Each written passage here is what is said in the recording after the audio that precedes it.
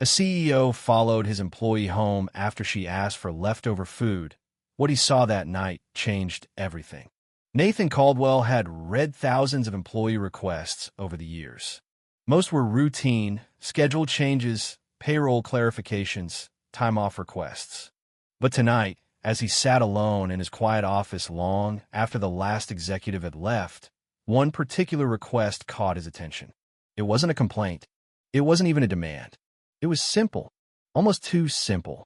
Would it be possible to take home any leftover meals after my shift? Nathan frowned. The name attached to the request was Olivia Hayes, a line cook who had been with the company for just over a year. No complaints, no absences. Always clocked in on time, always the last to leave. But something about this message sat differently with him. Most employees didn't formally request leftover food. If they wanted extra, they typically just asked a manager or quietly took some home. Why did she feel the need to ask in writing? Nathan wasn't the type to get sentimental over employee concerns. He was a CEO, after all. His job was to ensure the company was running smoothly, not to get involved in personal matters. But this stuck with him. He typed Olivia's name into the system, pulling up her profile. 24 years old. No spouse. No emergency contacts listed. That was odd. He leaned back in his chair, thinking, maybe she was just frugal. Maybe she didn't want to spend money on food if she didn't have to. Plenty of employees lived paycheck to paycheck, even in a well-paying company like his. But something about her phrasing made it seem like she wasn't just trying to save money. She needed that food. For the first time in a long time, Nathan felt a pull of curiosity he couldn't shake. He glanced at the clock. 10:47 p.m. Olivia's shift ended at 11. Without thinking, he grabbed his coat, shut down his laptop, and headed for the back exit of the building. He wasn't sure what he expected to find. Not really. But tonight, he was going to find out. Nathan had no idea that what he was about to see would change everything. Nathan stepped outside into the cool night air, adjusting the collar of his coat. The parking lot was mostly empty, save for a few late-night workers finishing up their shifts. Across the lot, through the kitchen's back door, he spotted Olivia. She was wiping down the last of the counters, her dark brown hair pulled into a loose ponytail, strands clinging to her forehead from the long hours spent in the sweltering heat of the grills. She moved quickly, methodically, like someone had done this 1,000 times before. A manager passed by, handing her a brown paper bag. She thanked him with a small nod and tucked it under her arm. That must have been the food she had requested. Nathan watched as she untied her apron, folded it neatly, and grabbed her worn-out backpack from hook. Then, without hesitation, she stepped out into the night, making her way toward the bus stop down the street. Nathan hesitated. He wasn't sure what he was looking for, but standing there, watching one of his employees leave after a grueling double shift, he felt disconnected. He had spent years at the top, private cars, first-class flights, executive lounges. The idea of taking a bus home after working 16 hours on his feet, he had never once experienced that. And that thought alone was enough to push him forward. Nathan climbed into his black sedan, but didn't turn on the engine right away. He waited. Olivia stood under the flickering streetlight, arms crossed, shifting from foot to foot. The bus was late. Finally, headlights appeared in the distance, and she stepped onto the bus, barely looking up.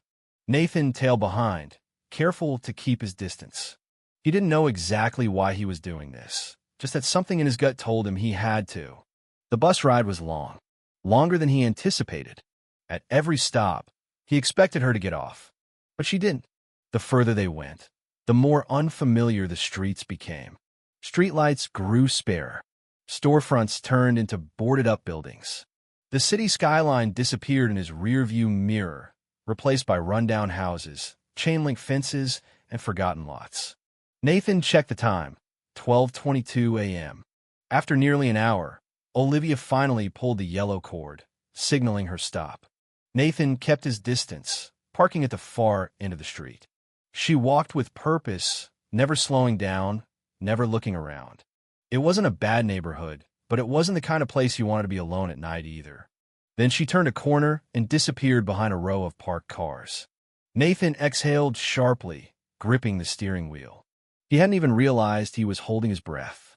He pulled forward slowly, careful not to make any sudden movements that might draw attention. Then he saw it. Not an apartment, not even a small house. A trailer. Olivia stepped up to the door, balancing the paper bag in one hand as she carefully unlocked it. Inside, a dim light flickered on, casting shadows against the thin curtains. Nathan sat in stunned silence. This wasn't what he expected, but what he saw next made his stomach turn. Nathan parked a short distance away, just far enough to observe without being seen.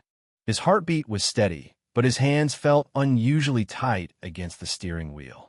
Why was she living here? Olivia had worked for his company for over a year. He didn't know her exact salary offhand, but it wasn't minimum wage. She wasn't a teenager working part-time. She was full-time, working double shifts.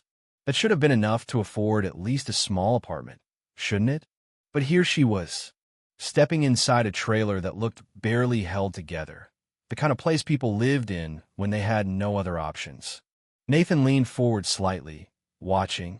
Inside, the weak glow from a single overhead light revealed a cramped, cluttered interior. The walls were stained, the carpet thin and worn down. There were no decorations, no signs of luxury, just survival. Then movement. 3 small figures emerged from the shadows. Children. Olivia barely had time to set the bag down before they rushed her, arms wrapping around her waist. She laughed softly, her exhaustion momentarily replaced by something warmer. Nathan swallowed hard. They weren't her kids. They were too young for that. Siblings, maybe?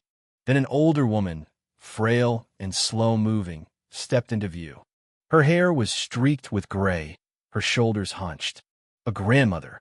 Nathan watched as Olivia carefully unpacked the food, dividing it onto 4 plates. Not 5. She wasn't eating. She was pretending, cutting the food into smaller pieces, moving it around with her fork, smiling and nodding when the kids spoke, but never once taking a bite. She was giving up her own meal to make sure they had enough. Nathan's chest tightened.